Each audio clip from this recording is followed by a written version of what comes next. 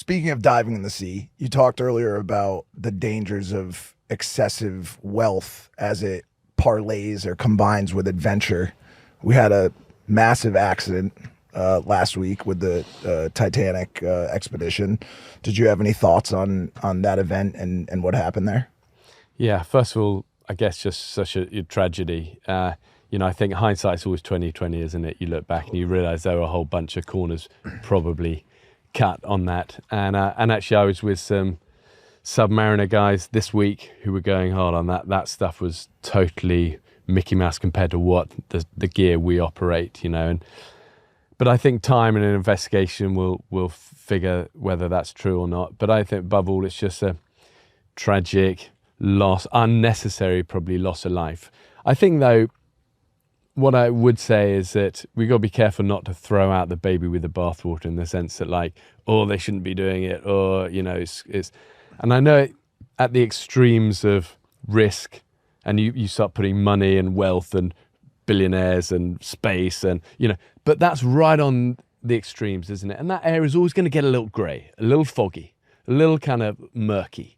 But I think that the intent is good. I think all of us, we should be living with an adventure-centered spirit. Adventure's a state of mind. It's how we live our life, approach relationships, tackle our job, launch businesses, all the good stuff, And I think you can't be saying to your kids, live wide-eyed and go for it and follow your dreams and never give up. And then on one hand they say, but they can't, just because he's become a billionaire, he can't do that. So I think you're careful not to throw out that side of it, because we should be living adventure-spirited life. And you've got to admire their risk-taking spirit as well. And sometimes it goes wrong and the world sees and it's tragic.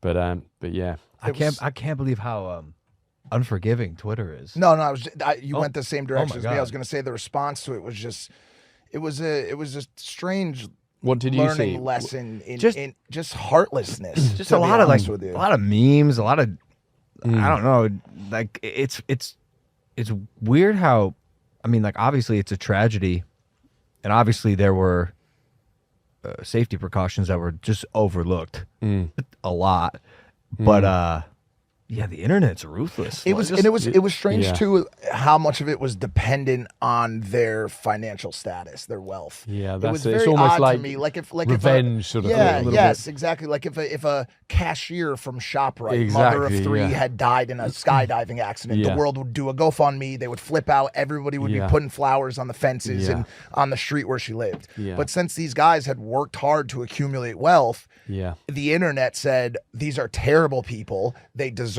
what they had coming to them, and may their souls rest in piss. Basically, it was a horrific I saw response. a bit of that, and also, your heart breaks for the 19-year-old kid who kind of went with his dad just to be with his dad. Really, can you imagine? Wasn't like crazy about it, just wanted to be with his dad and seeking out experiences.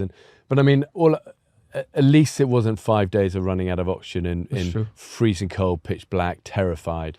That was an instantaneous death. Once you get down there, they that said thing faster than the brain could even conceive that it was happening. Yeah. So you would have no idea. You'd exist. So maybe that's a sort of small thing in a tragic situation. Can I